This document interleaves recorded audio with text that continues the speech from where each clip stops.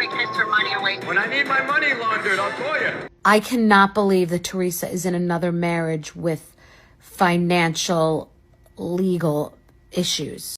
Bethenny Frankel, I hope that $1,000 TikTok paycheck was really worth it.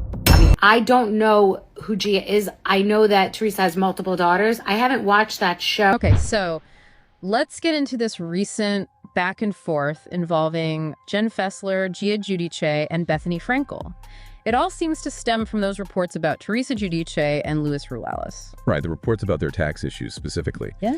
Well, things really heated up when Gia Giudice stepped in to defend her mom. Yeah, she was pretty direct, wasn't she? Suggesting Bethenny was, like, using the situation for her own gain, maybe profiting from it. Exactly, and that prompted a response from Bethenny, who didn't hold back either. She called Gia ill-advised. And said she wasn't really educated on the whole prenup situation. That was Bethenny's focus, right? The prenup angle. Yeah, she seemed keen to pivot the conversation. Less about Teresa and Luis's specific debts and more towards, the general importance of prenuptial agreements. Kind of framing it as a broader lesson, maybe, like regardless of how much money you have starting out. Precisely. Whether that was to shift focus or genuinely make a point about financial planning, well, that's part of the discussion, I suppose. Okay, so then Jenn Fessler enters the picture. She went on Kim D's podcast, Get Real with Kim D. And she came out swinging, really, in defense of Gia, saying she'd hope her own daughter would do the same for her. She apparently said something like, say something about my kids and you have to die. Obviously very strong wording, showing how fiercely she felt. Wow, okay. And she didn't stop there regarding Bethenny. No, she leveled some pretty serious accusations. Called Bethenny a narcissist. Something about using her power for evil. That's quite a statement. It really is. Jenn also brought up something about her cousin Jeff, right? Comparing her to Bethenny initially. Yes. Apparently, when Jenn first joined the show, Jeff Lewis made that comparison. But Jenn clarified how she felt about it. She sort of acknowledged maybe a similarity in, their humor or outspokenness, but drew a very clear line on intentions.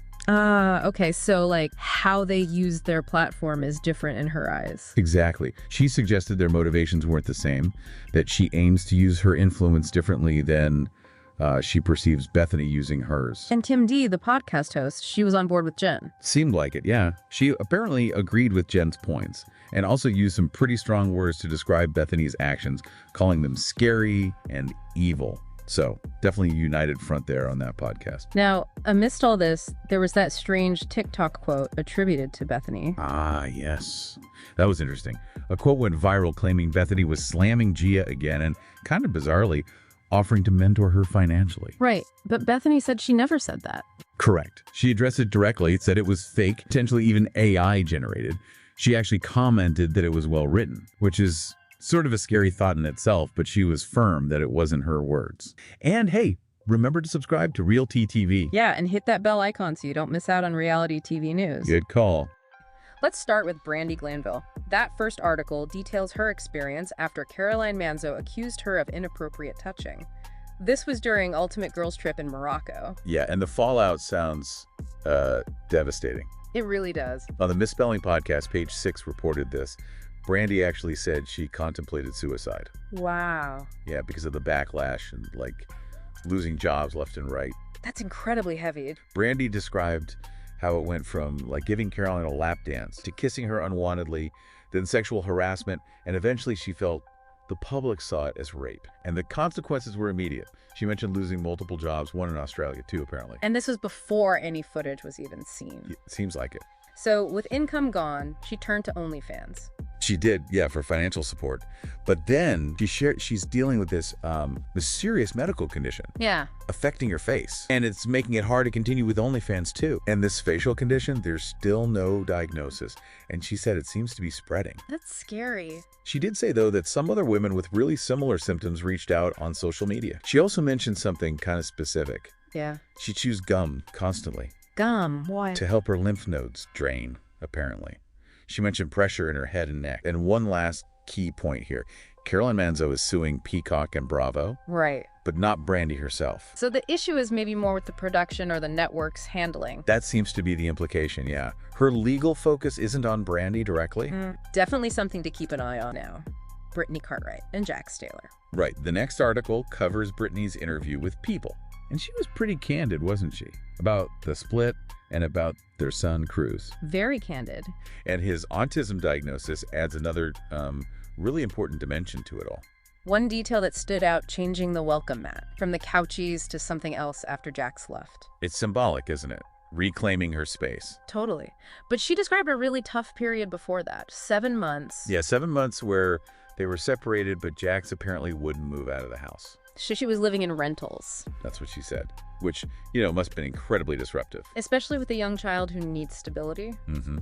And she really emphasized how much the house means as a home base for Cruz. Mm-hmm. You know, his pool, swing set, playroom. All the familiar things, making it his safe space. And she was very clear. The one thing she says she'll never forgive Jax for is that refusal to leave. Because of the impact on Cruz. Precisely. She said, and I'm quoting loosely here, "When you're dealing with a child with autism, we shouldn't be the ones moving around." That makes total sense. Routine is key. Yeah. She felt it should never have happened, adding, "But that's just how Jax is." And does she think he only moved out because of the show? That's her suspicion, that he waited until the Valley Season 2 cameras started rolling. To avoid looking bad publicly. That seems to be her take on it, yeah. Yeah. And financially. She's handling the house on her own. Yep, she said she's proud she can afford it, and that Jax isn't contributing to the bills right now. Wow. So trust is obviously a major factor here. Huge. She talked about his past behavior, his sobriety struggles. Mm-hmm. Makes it hard to trust him fully. Understandable. She wants him in Cruz's life, but needs to see real change. Consistent change, yeah. Now, Jax also spoke about Cruz's diagnosis. Okay, what'd he say? He said they've known for a while, wanted to be gentle, sharing it publicly for Cruz's sake. Right. He sounded very loving, called Cruz delicious, smart, intelligent, acknowledged a verbal delay, but emphasized the support system. That's good to hear him speaking positively. Yeah, and he said his priority is Cruz thriving. He even said he'd be okay with Cruz living with them full-time if Cruz wanted that eventually. He even suggested the diagnosis brought them closer in some ways. But he was quick to add it's not the reason for their main issues. Said they talk daily, but acknowledges the divorce is challenging. So, trying to co-parent, but still a lot of tension underneath. Seems that way. And just a reminder, The Valley Season 2 started April 15th on Bravo. Okay. Let's pivot again. Beverly Hills time. Erika Jayne's been talking. Yep, about RHOBH Season 15 and naturally about Mauricio Umansky. Of course. What's her take on the show's future? She wants new blood, basically. Thinks new people shake up the dynamics. Makes sense. Keeps things fresh. She even mentioned Bozoma Baz's St. John as a good potential addition. Okay, and she mentioned Sutton. Yeah, wondering how Sutton will do without Garcelle. Oh, right, because Garcelle's not returning. That's a big shift for Sutton's alliances. Definitely. Erika also talked about her own approach, trying to be authentic, stay neutral, referencing advice from some famous person. Keeping her cards close to her chest, maybe? Seems like it. But she wasn't neutral about Mauricio's office photo swap. Ah, yes. The picture with his Dancing with the Stars partner, Emma Slater, replacing the family photo. Erika called it not cool, which, yeah, feels like an understatement, maybe. A bit mild, yeah. Huh. What did the others think?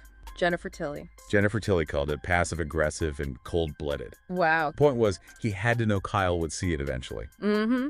Makes it seem deliberate. And Garcelle. Garcelle called it bullshit. Plain and simple. Said he should have put up a picture with his kids instead. Seems like a consensus there that it was a poor move. Yeah, and Kyle confirmed the photo's gone now. So, message received, I guess. And Mauricio's Mykonos trip with Nikita Khan, that's coming up in the reunion, part 3. Yep, that's still to be addressed. Kyle apparently said Mauricio apologized, felt horrible, got an earful from their daughters, too. A tongue lashing was the phrase used. Right. Kyle said she wasn't angry, but admitted seeing the photos was jarring. Because she still sees him as her husband, despite everything. Which is understandable after so long. Yeah. And part 3 of the RHOBH reunion airs tonight, April 15th, on Bravo. Now, moving to something much more serious. Teddi Mellencamp. Yes, her interview about her brain cancer diagnosis, just incredibly brave to share all that. Truly. Finding 4 tumors. That's just unimaginable. And doctors initially gave her a 50-50 chance. Yeah.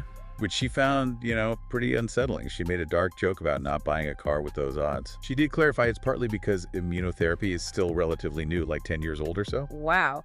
She admitted she's scared. Oh, yeah. Said she's really scared because it feels so out of her control. How is she coping day to day? Trying to focus on what she can do, appreciating the present, Like not being able to run 7 miles anymore, but being grateful she can walk one.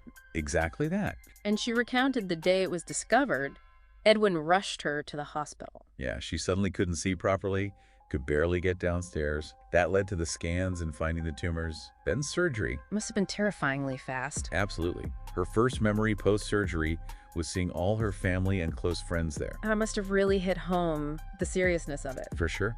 She expressed so much gratitude for that support. Mentioned Kyle Richards staying with her at the hospital. That's real friendship. And Edwin, her estranged husband, helping with childcare, especially nights which are hard for her. And again, humor is playing a big role, joking with her kids about the tumors. Wow. Takes a certain strength to do that. She shared a story about telling her dad, John Mellencamp, she was bald. Oh. What did he say? He apparently replied, "It could be worse, you could be dead." Slight pause. Okay. Yeah. She did admit the hardest parts are not being as active and the physical changes. Yeah. Mentioned crying when part of her hair went bald. But she's setting goals, like horse nationals with her daughter. Yeah, training for that. Said she wants to share that experience just in case this is my last chance. That's heartbreakingly beautiful, really focusing on moment. Okay, finally, let's wrap up with Southern Charm. Taylor and Green is leaving. Yep, she announced she won't be back for season 11. Called the decision bittersweet in her Instagram statement. Said she'd thought about it a lot over the past year. So not sudden. She feels peaceful about it. Heavy but peaceful was her phrase. Stepping away after 5 years with NBC and Bravo. That's a decent run in reality TV years. It is. She thanked the network, production, Bravo family, fans, all the expected acknowledgement. Called it a wild roller coaster, but an incredible one. Sounds about right for reality TV. Pretty standard description, yeah. She's excited about focusing on her company now, Reset Athletic. Ah, the business venture. That makes sense as a next step. Seems to be a big part of it. She thanked NBC, Bravo, Haymaker, Andy Cohen again for the exceptional reality TV ride. It sounds quite amicable, her departure. It does. The article mentioned a clip from Nick Vial's podcast where she was already talking about being busy with Reset Athletic pop-ups. So her focus was already shifting. Seems like it. And when someone suggested returning to Southern Charm to promote the brand, She gave a knowing response. yeah, like, I know, right? So the thought was there, but she chose a different path. Interestingly, she also mentioned maybe being a better fit for Southern hospitality. She did on that same podcast. Said she knows that cast well, but ultimately she's stepping back from Bravo for now. Okay. And no word yet on Southern Charm Season 11 production or who else is returning. Not yet, no. Still up in the air.